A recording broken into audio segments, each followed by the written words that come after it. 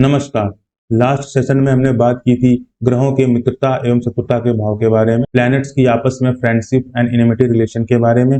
आज हम बात करेंगे different different aspects of planets की दृष्टियों के बारे में। एस्पेक्ट्स, दृष्टि को समझने के लिए इसको हम एक उदाहरण से समझेंगे। सपोज आप मार्केट में हैं और मार्केट में आप छुप के सिगरेट पी रहे हैं। उसी समय अगर आपके पिताजी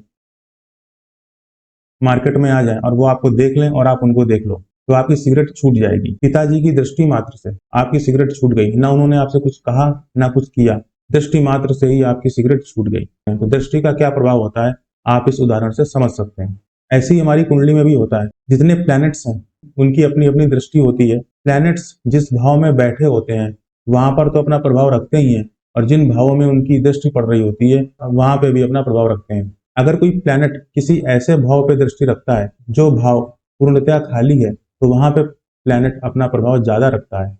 अगर दृष्टि किसी ऐसे भाव में है, किसी ऐसे हाउस में है जिसमें कोई प्लैनेट पहले से बैठा है, तो वहां पे प्रभाव कम पड़ता है। तो दृष्टि कैसे देखते हैं आइए जानते हैं। सपोज पहले घर में सन बैठे हैं और इनकी 7वीं दृष्टि होती है, तो इनकी 7वीं दृष्टि हम कैसे चेक करेंगे? इसमें 2 नियम है।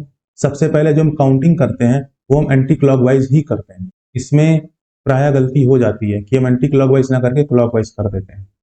तो इस पॉइंट का ध्यान रखना है कि आपको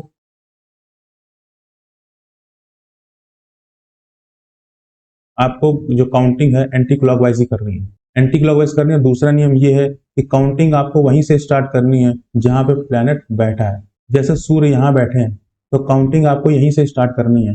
प्राय गलती ये हो जाती है कि हम काउंटिंग यहाँ से स्टार्ट कर देते हैं आगे वाले घर से, तो ये नहीं करना है। हमें यहीं से स्टार्ट करनी है।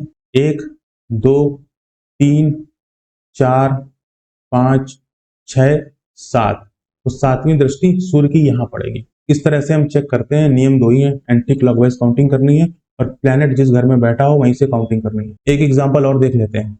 सपोज मार्स यहाँ पे बैठे हैं और इनकी दृष्टि 3 होती है, 4 7 8, चौथी 7वीं 8वीं। अब इसको आप चार्ट बना के इसको चेक करें। तो सबसे पहले तो एंटी क्लॉकवाइज काउंटिंग करनी है और जहां प्लैनेट बैठा है वहीं से करनी है। तो 1 2 3 4, चौथी दृष्टि यहाँ पड़ेगी मंगल की।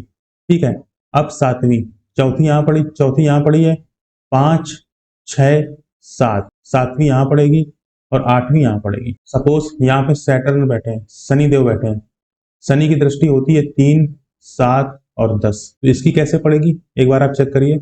1 2 3, तो शनि की तीसरी दृष्टि यहाँ पड़ेगी। 4 5 6 और 7, 7वीं दृष्टि यहाँ पड़ेगी। 8 8 9 और 10, 10वीं दृष्टि यहाँ पड़ेगी। तो इस तरह से हम दृष्टि देखते हैं। इसकी हर प्लैनेट की अपनी अपनी दृष्टि होती है। यहाँ पे सारे प्लैनेट्स लिखे हुए हैं और उनकी दृष्टियां लिखी हुई हैं।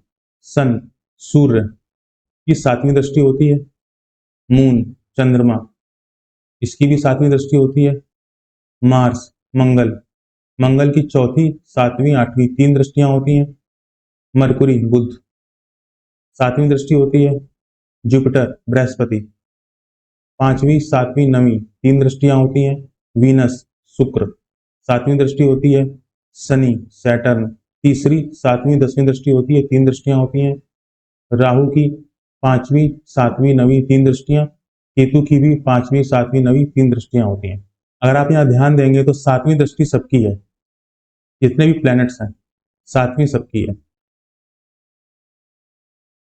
ठीक है। तो 7वीं दृष्टि सबकी होती है और कुछ एक्स्ट्रा दृष्टि से मंगल की चौथी 8वीं एक्स्ट्रा है, जुपिटर की 5वीं 9वीं एक्स्ट्रा है, शनि की तीसरी और 10वीं एक्स्ट्रा है और राहु केतु की 5वीं और 9वीं एक्स्ट्रा है। ठीक है। तो कौन सा प्लैनेट किस हाउस पे दृष्टि डाल रहा है ये बहुत ही इंपैक्ट करता है हमारे चार्ट को। कोई ग्रह अपने घर में दृष्टि डाल रहा है, अपने शत्रु के घर में दृष्टि डाल रहा है या अपने मित्र के घर में दृष्टि डाल रहा है, ये डिफरेंट डिफरेंट एस्पेक्ट पे डिफरेंट डिफरेंट प्रेडिक्शन होती हैं। तो ये बहुत इंपॉर्टेंट कॉन्सेप्ट है। आई होप आपको समझ में आया होगा, पसंद आया होगा।